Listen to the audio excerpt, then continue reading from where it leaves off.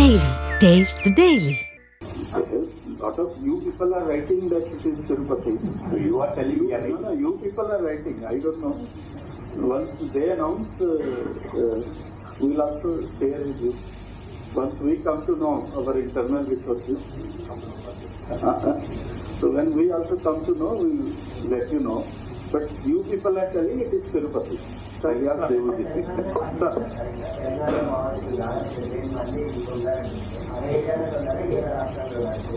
Mostly they are on border areas and all that.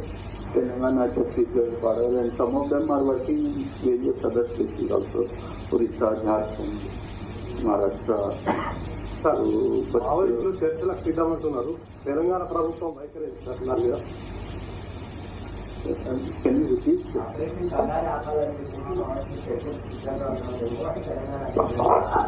You all know that ఇంతకు ముందు కూడా చర్చలు జరిగాయి. ఏం వచ్చింది? It is only a delaying technique by them, just to maybe save their skin. That's what I would say. It's correct, sir. ఇంతకు ముందు ఏమైనా వచ్చిందా? 2004లో అప్పుడు చర్చలు జరిగాయి.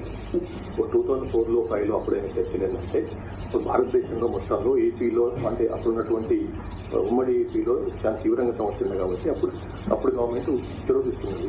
కానీ ఇప్పుడు ఏంటంటే సమస్య తెలంగాణ చాలా తగ్గిపోయింది. అతర రాష్ట్రాల్లో ఎక్కువ సమస్య ఉంది కాబట్టి సెంట్రల్ మన చేతిలో లేదు. చర్చలు చేయడం అన్నది, చర్చలు వాళ్ళు పిలవడం అన్నది. సో ఇదన్నమాట.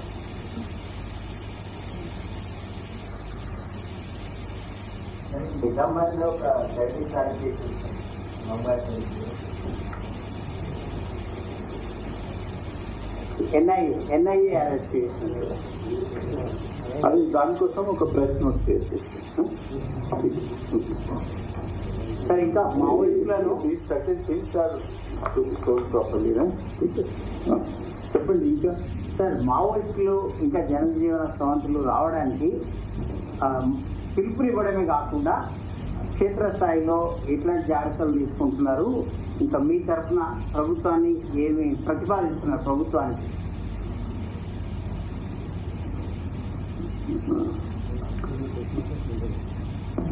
We have a very comprehensive. ఇప్పుడు 1993లో అందరికంటే భారతదేశంలో అందరికంటే ముందు వచ్చినటువంటి ఉమ్మడి ఆంధ్రప్రదేశ్కి వచ్చినటువంటి సరెండర్ పాలసీ మన దగ్గర ఉంది.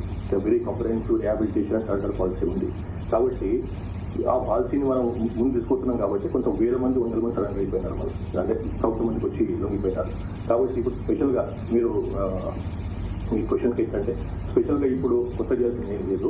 ఒకటి ఏంటంటే వాళ్ళపైన మనం కేసు విషయంలో సింపథెటిక్గా ఉంటాం. మనం మొదటి నుంచి కూడా మన పాలసీ ఏంటంటే, ప్రభుత్వం పాలసీ ఏంటంటే వాళ్ళపైన ఉన్నటువంటి కేసు విషయంలో సింపథెటిక్గా ఉంటాము.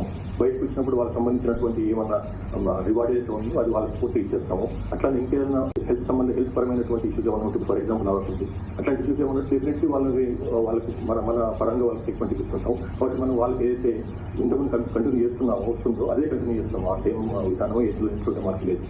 ఇంకా చాలా మంది చెప్తున్నారు బయటకు వచ్చిన తర్వాత కేసుల రూపంలో చాలా స్పేస్ ఇబ్బంది అవుతుంది. ఎస్పెషల్లీ 74 కేసులు ఛత్తీస్గఢ్లో ఉన్నాయి.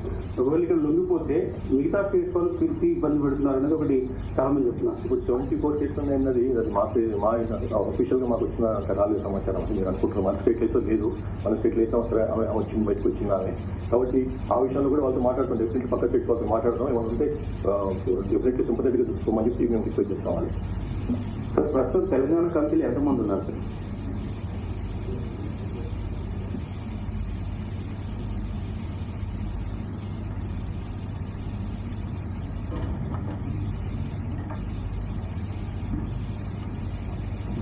మొత్తం తెలంగాణ నేటివిటీ ఉన్న వాళ్ళు తెలంగాణ కమిటీలో 12 మంది, బయటి రాష్ట్రాలకు చెందినటువంటి వాళ్ళు తెలంగాణ కమిటీలో ఉన్న వాళ్ళు 61 మంది, మొత్తం 73 మంది తెలంగాణ కమిటీలో. తెలంగాణ కమిటీలో తెలంగాణ వాళ్ళే ఉండరు. సో తెలంగాణకు చెందిన వాళ్ళు ఇంకా 11 మంది ఉంటే, బయట రాష్ట్రాలకు చెందిన వాళ్ళు తెలంగాణ కమిటీలో పనిచేస్తున్న వాళ్ళు ఇంకో 2 ఉన్నారు. కరిగుట్టిన తర్వాత మన వైపు ఏమన్నా ఆపరేషన్స్ కానీ ఏమైనా మూవ్మెంట్ ఏమైనా ఉందా సార్ ఈ మధ్య కాలంలో? ఛత్తీస్గఢ్కి తెలంగాణకి మధ్యన బార్డర్ అంటే ఇది పాకిస్తాన్ బార్డర్ లాగా లేదు. ఓపెన్ బార్డర్ వస్తుంటారు పోతుంటారు. అది దానికి మనమే లేదా అక్కడే ఉన్నారు ఇక్కడ లేదని చెప్పలేము.